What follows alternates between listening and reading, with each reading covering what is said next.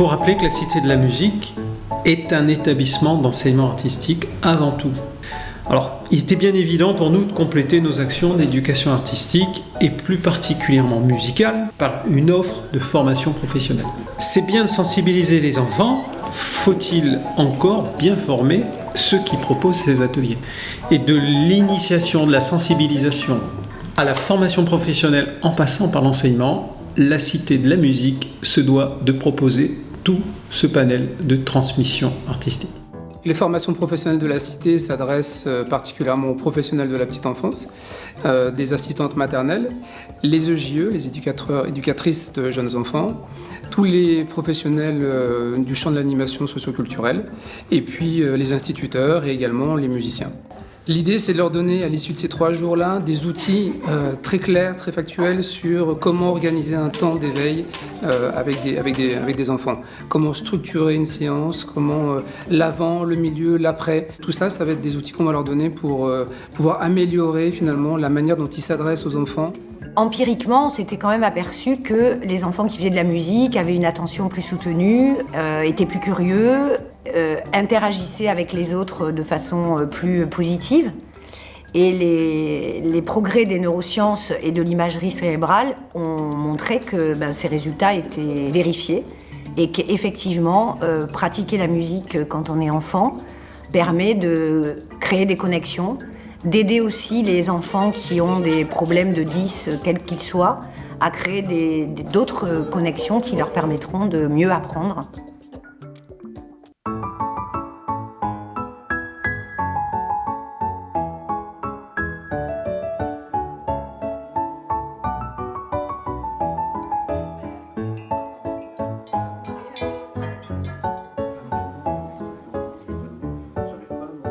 Donc je leur propose d'avoir des outils pour réaliser des séances et des temps musicaux en crèche pour accompagner le tout petit dans ses différents apprentissages, que ce soit l'hygiène, la motricité, le verbal, et puis surtout s'amuser, être dans le jeu et de vivre l'instant présent intensément.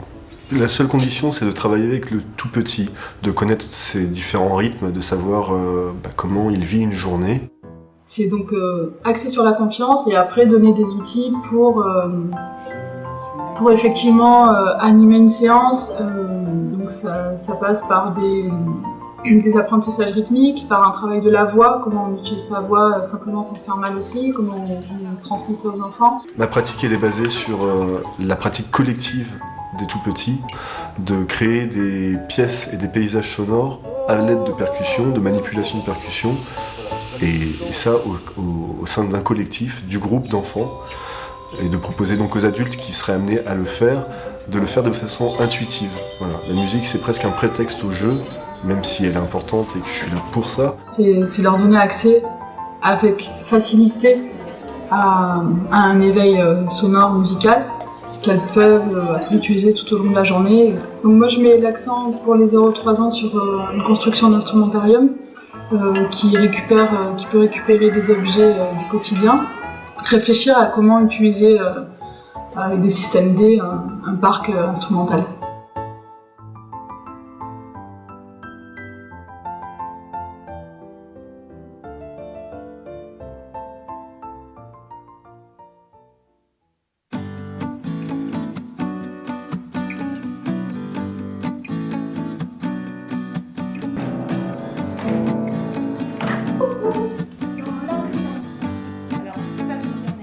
Donc on va pouvoir apprendre tout ce qui est comptine, jeu de doigts, éveil corporel, aussi à chanter, placer sa voix donc pour s'accompagner aussi rythmiquement sur des chansons.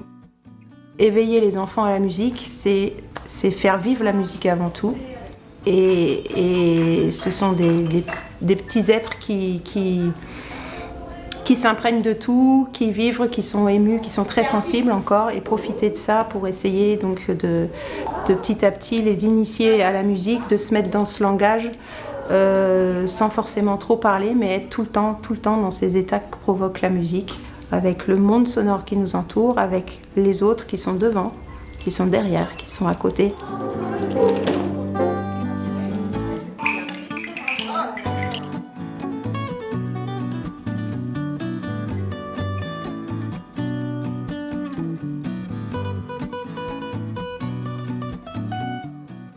je vais beaucoup faire travailler donc la voix, le corps, mettre le corps en action, créer des jeux pour avoir des réflexes de jeu en groupe, être dans le jeu instrumental en groupe, le chant en groupe. Donc à la fois ils sont tous différents, ils arrivent dans des états différents, mais on doit créer ensemble de la musique et être dans des temps d'énergie communs.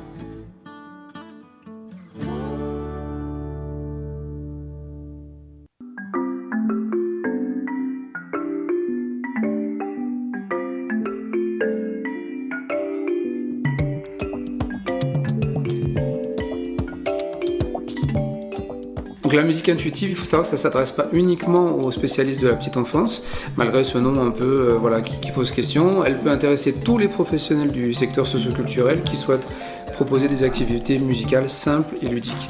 Il faut savoir que cette pratique de musique intuitive va favoriser la créativité des publics et également des intervenants. C'est ainsi qu'il va se passer vraiment un temps d'échange intéressant où chacun va pouvoir interagir avec ce qu'on va mettre en commun dans ce temps de création. Donc il n'y a pas besoin de technique préalable, simplement par le jeu, on part à la découverte de nos sensations intérieures et c'est ce qui vraiment singularise cette pratique de la musique intuitive.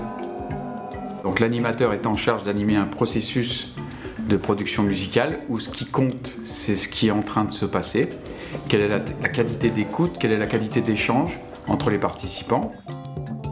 Donc on peut l'aborder à tout niveau de son développement musical et culturel. L'idée, c'est d'amener le stagiaire petit à petit en situation d'animation. Au bout d'un moment, ils sont de plus en plus libres sur le choix de la consigne qu'ils vont proposer à chaque jeu musical. L'idée étant d'avoir qu'une seule consigne. À chaque jeu musical, une consigne pour que ce soit clair. Et la deuxième chose, c'est qu'à l'usage, on s'aperçoit aussi que d'avoir une diversité de sources musicales, de sources sonores, des instruments de tous horizons, c'est quand même bien d'aller taper, d'avoir des registres. En tout cas, d'avoir des registres différents, des instruments à cordes, à percussion, à vent, d'être capable de les catégoriser et d'en susciter l'utilisation au bon moment.